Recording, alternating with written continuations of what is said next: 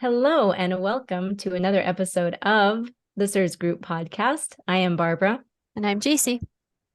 And today we are going to talk about diagnosis. Oh, yeah. This is the first phase of the Shoemaker Protocol. So we all know the Shoemaker Protocol is the only clinically proven path to healing from CIRS. And there are 12 steps to the protocol, and they're broken down into different phases. And the first phase is getting diagnosed. And we have done this episode before, but today we are talking about why you need to do these steps. Very important. And this will be part of a series where we will cover all of the phases. So tune in next time for more. That'll be fun. Yeah, next time is foundations. I'm excited. Yeah. These sound boring, but I swear we'll do our best to make them interesting. We could rename the phases. We could. That wouldn't be confusing at all. Yeah, let's not do that. I was thinking of like Power Ranger bad guy names too. So that would no one would understand that. It's just us. Just All us. right. Moving on. Okay. So step one to the diagnosis phase and step one to the Shoemaker Protocol is the symptom clusters. So there are 37 individual symptoms associated with CIRS, and they are arranged into 13 symptom clusters.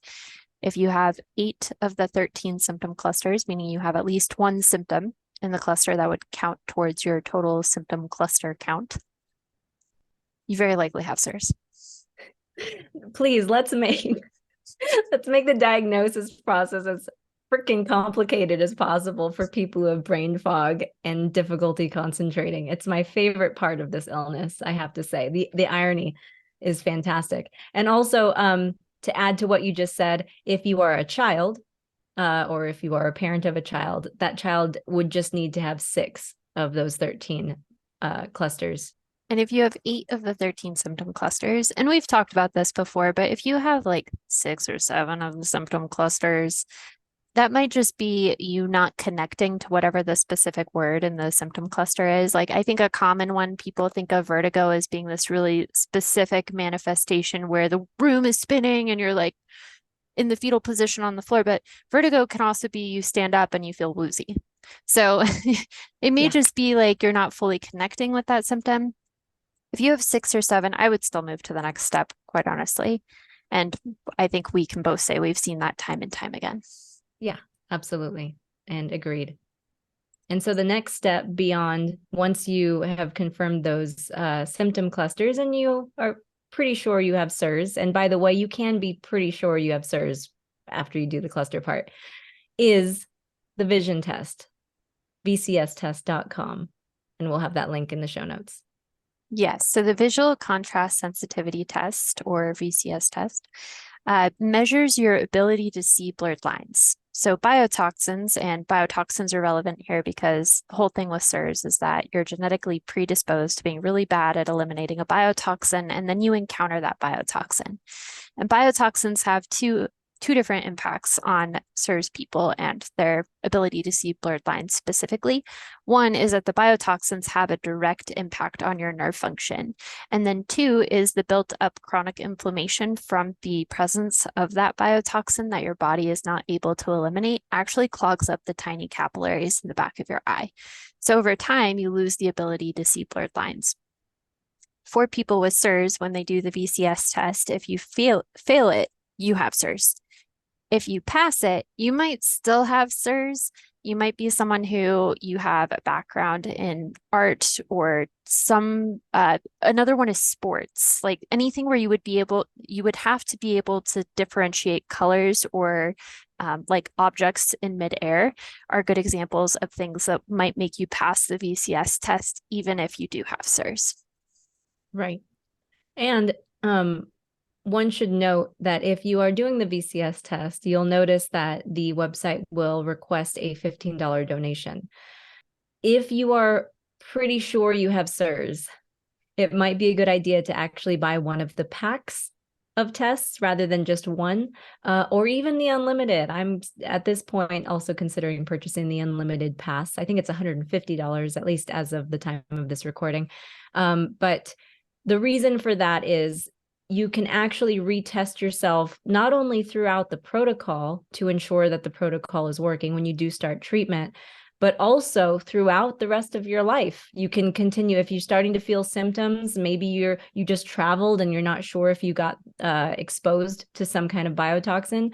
You can take the VCS test almost as a way to be sure, oh, yes, my symptoms are real and this is kind of CIRS kicking itself back up again in my body. I better get back on binders. I better call my doctor. So in general, the VCS test, get comfortable with it, folks, I guess is my point, because you'll be taking it quite a few times. Yeah, and if you buy the pack or the unlimited, it saves your settings. So the first part of the test you have to calibrate, which is like everyone complains about that part. It is difficult, but it's manageable. But if you don't skip it, the $15 fee, and you buy the pack or you pay the $15 every time, it saves the settings. And that is worth the $15 to me. Absolutely. Totally agree. So the last step to diagnosis is getting the blood work. And the blood work for CIRS there's two parts to it. The first part is testing your genetic haplotype. So identifying the haplotypes that make you genetically predisposed to being really bad at eliminating a biotoxin. It also identifies the related biotoxins to that haplotype. So some people might be more sensitive to mold or Lyme, or they'll have the dread Priorate Roberts gene of the multi-susceptible. Like there's a bunch of different ones, but it'll help you identify those. And then the second part of the blood work is testing for your innate immune response. So the unique thing about CIRS is that your body is unable to eliminate the biotoxin because it doesn't recognize that it needs to pass off to the adaptive immune system. And the adaptive immune system would produce the antibodies that would help you eliminate the biotoxin. So it's not looking for typical inflammatory markers, and it's not looking for typical autoimmune blood markers. These are very specific to the innate immune system. It's things like MMP9, MSH, TGF beta 1, C3A, C4A, VEGF. Those are like the standard hallmark CIRS blood markers. There's going to be some other stuff in there like CRP, cortisol, leptin, testosterone, ADH, osmolality. I feel like I got them all. I feel like if there's a CIRS bingo card. And like, I think every letter of the alphabet is used. Yes. I mean, I'm not sure, but it feel like it's the full thing. I definitely just you get won tested. Wheel of Fortune. Yeah. Yeah. Totally. But those blood markers will help to both officially diagnose you with CIRS from a CIRS practitioner, but also it kind of establishes how you're going to be treated moving forward. So as we go along the Shoemaker Protocol, we'll talk about this. Some of the steps are necessary, like removing yourself from exposure, taking the biotoxin binders, and doing VIP spray. But some of the steps are completely dependent upon your blood work and your symptoms. So even though there's 12 steps, a lot of people end up skipping a bunch. Yeah, like for example, I know some of my numbers weren't too bad when I got my blood work done. And that was great news. That meant that those particular steps I would be able to skip when the time came during the protocol. So it is good to get a baseline. And generally speaking, you could probably get fewer blood markers tested if you are just looking for that confirmation that yes, you have CIRS. Like the genetic haplotype is a definite, and then a couple of those markers that you already mentioned would be good. But really, once you actually start working with a healthcare practitioner who is certified in the Shoemaker Protocol, they're going to probably want to test everything to get a nice solid baseline across the board. And again, like you just said, inform how your treatment is going to go going forward. So it can feel like a lot. There's a lot of vials that get collected when you go to the lab to get this blood work done, but it is purposeful. And I think most people who end up getting the full test done in the beginning are happy they did, because you will get blood work repeatedly. Get used to that. That's another thing, the fun thing with CIRS. You'll continue to get tested as the months go by to kind of track your progress, in addition, of course, to how you're feeling and your symptoms. And your doctor will use that to determine when you're ready to move on to the next step, or whether to adjust anything or add anything to your treatment. Absolutely. And another thing there is I hate getting my blood drawn. I've told Barbara this. I'm just going to tell the internet this. When I was really bad with my autoimmune condition, they tried to like put some sort of chemical in my hand to light up my eyes so that they could take pictures of the back of my eye. And I literally like passed out and peed my pants. Like I do not handle needles well at all. Very thankfully, the first time you get your CIRS blood work done, it's going to be the most you ever do because after they get the genetic blood draw, you don't have to do that one again. True. I have to say, I am so thankful. I don't know what it is, but when I get my blood drawn, I watch. I actually like, it's not like, I know, we won't talk about it too much. I'm sorry. I already know because my boyfriend's exactly the same way. I can't even say that phrase. And he does that exact same look on his face. Like, nope, that's a nope. I'm thankful that I am okay with it. I'll just leave it at that. Generally speaking, the only labs that you can go to is either LabCorp or Quest. And the only thing to keep in mind is that wherever you start going, you should continue to go because they're going to have their slight variations on how they do the tests. And you don't want your numbers to go up or down artificially just because you're going to a different lab. You can go to different locations within that same company, but you want to stick with one particular company. I did not do this, unfortunately. I learned this too late. So my first tests were at a LabCorp, and then my more recent tests have been at Quest.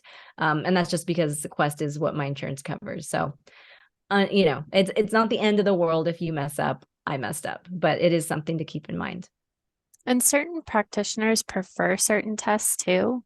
So it kind of depends on where you start. Like Barbara said, if you're just trying to get that initial blood work done to confirm your diagnosis, you can get that through, we got ours through Nutrition with Judy. She has the mini CIRS panel and the full CIRS panel. If you do the mini, it's going to confirm CIRS for you. And then if you do the full, your provider might not take all those values depending on if they prefer LabCorp or Quest. So it's just something to keep in mind.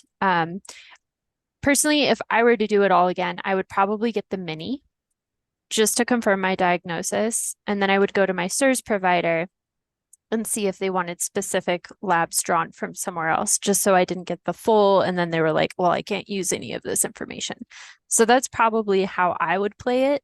Well, for me, I got the full blood work done through Judy, not the mini one. And I'm glad that I did that because I do like that whole baseline of knowledge of all my markers. So yeah, that's how you get diagnosed with CIRS, guys. Congratulations. Welcome to the CIRS fam. Yeah, join the club. It's a good time. You can literally join the club by going to the cirsgroup.com. We have a support community there full of awesome people who are like, seriously, I feel like when you have CIRS and you meet someone who has CIRS, it's instant family because it's like finally someone gets it. Yep. Even if your CIRS manifests in completely different ways than theirs does, it doesn't matter. There are always enough overlaps. It's weird, but we get it. It's that struggle that we've all seen multiple doctors, all of us. Every single one of us has seen multiple specialists over the course of our life, wasting precious time and money and resources to see these people and to not get better. That is one heck of a unifying struggle.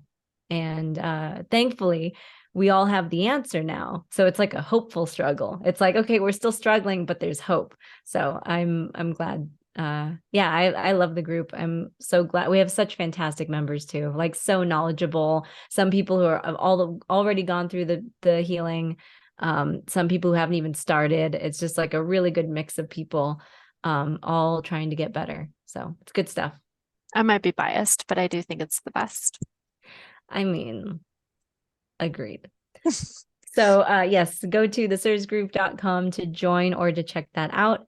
Otherwise, we will see you next time for phase 2. See you then.